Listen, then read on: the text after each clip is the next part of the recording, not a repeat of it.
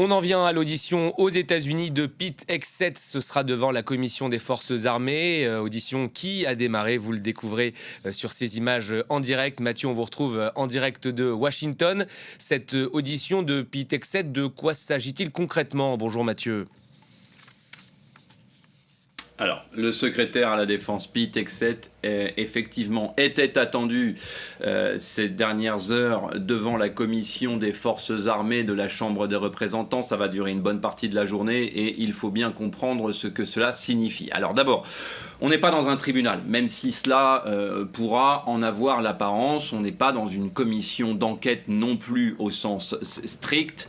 On est dans un exercice finalement assez central de la démocratie américaine, ce qu'on appelle ici le oversight, le contrôle du Congrès sur l'exécutif. Concrètement, les élus vont auditionner le patron du Pentagone, tout simplement, lui demander des comptes, comme c'est l'usage sur la stratégie militaire mise en œuvre ces derniers mois, sur quelques choix de changement d'organigramme également, qui sera un sujet sensible, sur les opérations en cours évidemment, et surtout, bien entendu, sur les décisions prises ces dernières semaines dans un contexte de très forte tension avec l'Iran, vous l'imaginez bien.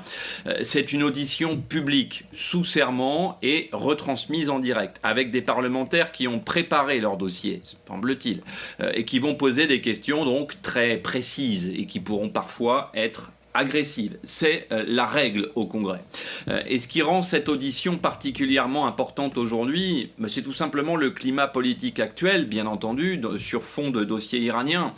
Depuis plusieurs jours, des élus, notamment démocrates, accusent l'administration de Donald Trump d'avoir contourné le Congrès sur certaines décisions d'ordre militaire, ce qui touche directement à la Constitution américaine et au pouvoir du Congrès de déclarer la guerre, par exemple. Mais attention, ce que l'on va voir cet après-midi, ce n'est pas simplement une audition technique, c'est un pur moment de confrontation politique, il faut vraiment bien le comprendre, entre le Pentagone de Donald Trump, incarné par Pete Hegseth, et le pouvoir législatif. Un moment où le secrétaire à la Défense va devoir justifier, expliquer, rendre des comptes en fait, et parfois défendre des choix qui engagent directement les États-Unis sur le plan militaire et donc diplomatique et bien entendu aussi financier. Mathieu, sur quel dossier Pete Hegseth peut-il être mis en difficulté ? Alors, clairement, il y a l'embarras du choix. Pete Hegseth arrive avec plusieurs lignes de fracture très claires et des sujets extrêmement sensibles, évidemment. Concrètement, ce que l'on traite, vous et moi, depuis que Donald Trump est de retour dans le bureau ovale et Pete Hegseth, donc, au Pentagone. Le premier, évidemment, c'est l'Iran. En tout cas, c'est le sujet brûlant, le sujet du moment. Les parlementaires d'opposition contestent frontalement la manière dont les opérations militaires et l'engagement américain en Iran ont été décidés sans consultation préalable et explicite du Congrès, même si ça n'est pas une obligation constitutionnelle.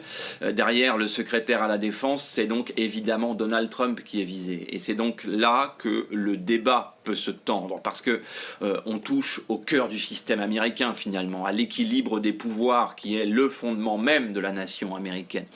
Même si on le rappelle, la Constitution autorise l'exécutif à engager le pays dans un conflit sans l'aval du pouvoir législatif, s'il le juge nécessaire.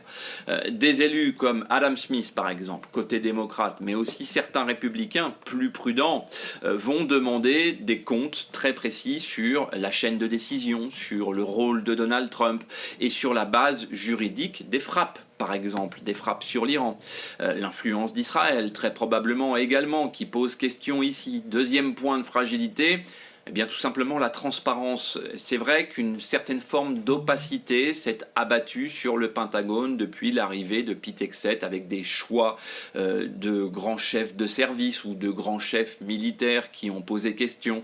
Le limogeage également, parfois un peu déguisé, de quelques chefs d'état-major, celui de l'armée de terre, celui de l'armée de l'air. Le Pentagone est accusé de ne pas avoir informé suffisamment tôt le Congrès sur le déroulement et les objectifs des opérations et des choix qu'on vient d'évoquer, ou de l'avoir fait de manière partielle, voire partial, ce qui a alimenté la méfiance et créé, c'est vrai, un climat extrêmement tendu parfois au Pentagone et renforcé la volonté des élus donc de reprendre la main. Troisième sujet, la stratégie et surtout les buts de guerre et l'influence d'Israël, encore une fois dans ce dossier iranien. Quelle est la finalité des opérations en Iran? Est-ce qu'il y a un objectif clair ou est-ce qu'on est dans une logique d'escalade progressive, ce que redoute à peu près tout le monde autour de Donald Trump, et Donald Trump le premier d'ailleurs, avec une absence, semble-t-il, de cap clair. En tout cas, c'est la perception qui domine au Congrès, au Sénat comme à la Chambre des représentants, et un doute qui a parfois contaminé jusqu'à la majorité républicaine. Et enfin, il y a le terrain politique pur. Certains élus utiliseront cette audition pour affaiblir Pete Hegseth et, à travers lui, Donald Trump, voire préparer la suite. On a évidemment les élections de mi-mandat en perspective avec des menaces de procédures plus lourdes si les réponses ne sont pas jugées satisfaisantes. Donc très clairement, cet après-midi, il ne joue pas seulement, Pete Hegseth, une audition, il joue sa crédibilité d'abord, il joue sa capacité à tenir face au Congrès, et en arrière-plan, c'est aussi la stratégie de Donald Trump qui est directement mise à l'épreuve. Connaissant le tempérament de Pete Hegseth, qui doit donc se préparer à quelques passes d'armes particulièrement tendues, voire à quelques dérapages, mais encore une fois, strictement rien de ce qui sera dit ou montré ne peut à ce stade avoir une portée juridique, ça c'est vraiment très important de s'en souvenir, ou une quelconque forme d'influence sur la conduite des opérations en cours. Merci beaucoup Mathieu pour toutes ces explications en direct de Washington.